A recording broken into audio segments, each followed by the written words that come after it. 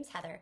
Today I wanted to share with you a real quick video on what is in my mother culture stack, mother's education stack for the spring and summer.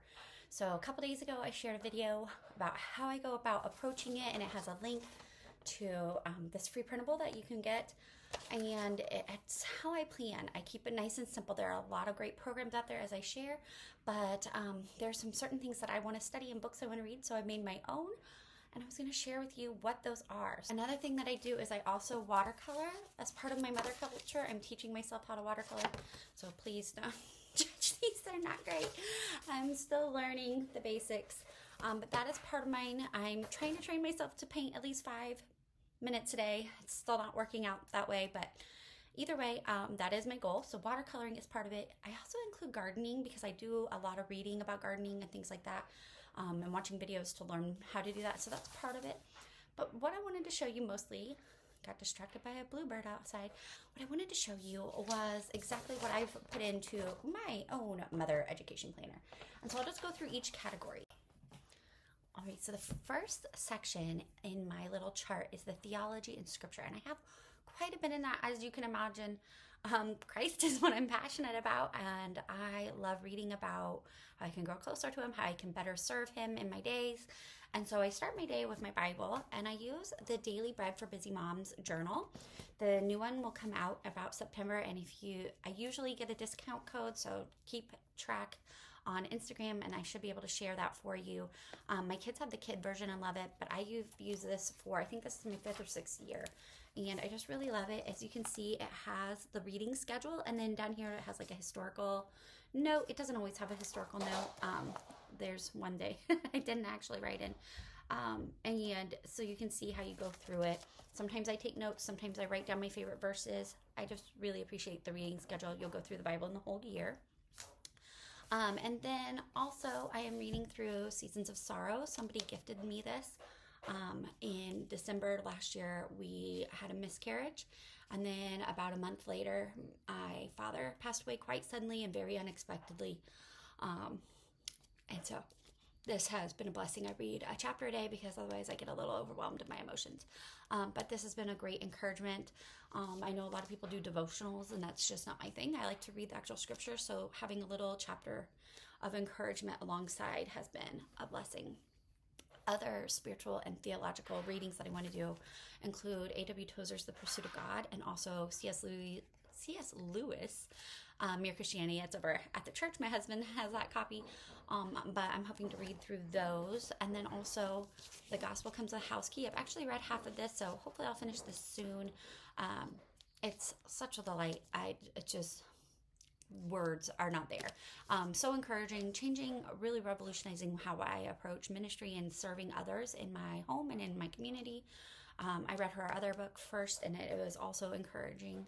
I'm also hoping to get a copy of Susanna Wesley by Ray Comfort and read about her. If not her, I'll pick another biography, but that was the one that I had hoped to do.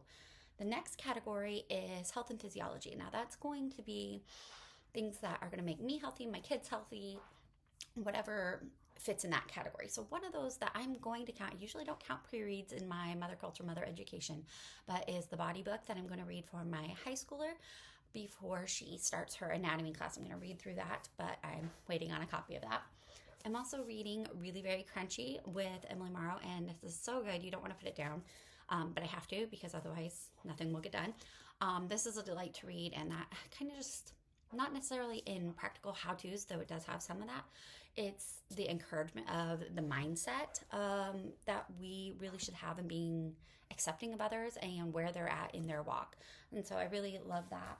And then I'm also finally going to tackle this one. My parents gifted this to me, I think, a year or two ago for my birthday, and I still have not made it very far. And so this year, this spring and summer, I've made it a priority, and it has just so much information in it. I've been kind of picking and choosing what I want, but you can see the topics there, just from why to do it and how to do it with wildcrafting, planning your own herb garden, harvesting, drying, all of that.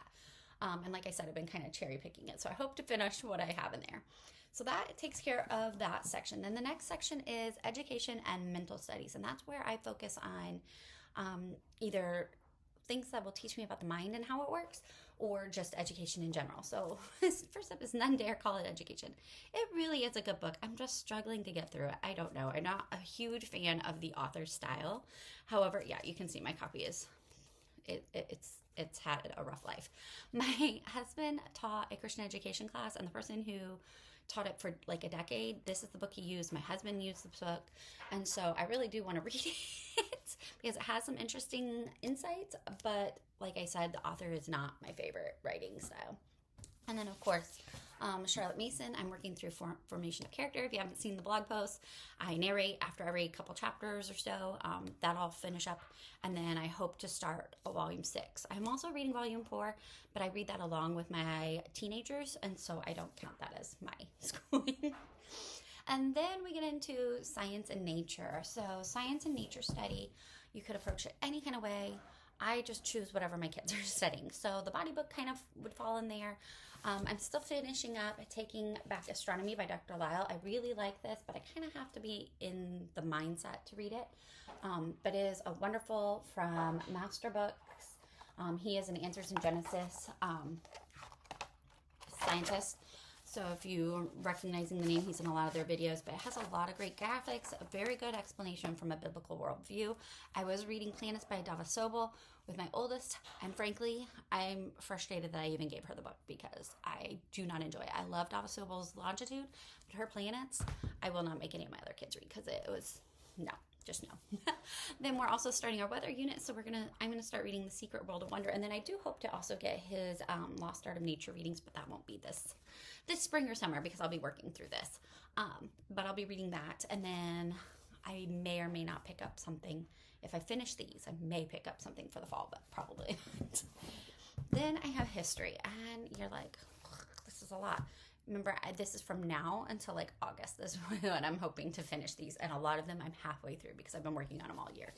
So I have Founding Mothers by Cokie Roberts. It's an interesting read. She definitely has a certain worldview that I may or may not agree with. It's interesting. I noticed Simply Charlotte Mason has included this in their reading now. I don't know that I would just read this to my whole family. I think high schoolers, where they can have a little more discretion, is a better age for that. But it is interesting for me as a mother to read it. I'm also working on this tome, John Adams, and frankly, I don't care if I don't finish it. I read several biographies along with my kids for this colonial period, and this was the last one. As you can see, I was like, I just didn't want to tackle it. And I'm about, I don't remember, I'm about a third to a halfway through it. So if I don't finish it, that's fine with me, but I'm going to keep plugging along until I need to start reading for school for our pre-reads. And then next is poetry, and I am working through this. Again, it's a tome. I don't plan on finishing this during this time period. I am frankly bogged down in the Old English poems. My brain can't handle it, but I'm forcing myself to try, and I do enjoy that. I also read every day poems with my kids during school year, so I get a lot of poetry that way. And then last but not least is homemaking, and in that I include motherhood. I'm hoping to get Habits of a Household later this summer to read along. It'll probably be my Mother's Day gift to myself, some of these books. But I'm hoping to read that. I know that would be an encouragement. And then I'm also reading Beyond Mere Motherhood by Cindy Rollins. And I love her Mere Motherhood. It was wonderful. It was encouraging. And it was a delight to read. So I'm excited to start this one. I know that's a lot. And like I said, if I don't finish some of the books, it's not going to be the end of the world. My goal is to finish them by August when we start school. But I also have to do all my pre-reading and preparing because I create my own curriculum for my kids. We're doing 1800s next year, so I will get to as much as I can, and that's my goal. Mother culture is not about checking boxes. It is about growing yourself and your soul, and that is what my goal is with my watercoloring, my gardening, and my all my books. Thank you so much for watching. Let us go forth and strive to serve our families and the Lord wholeheartedly.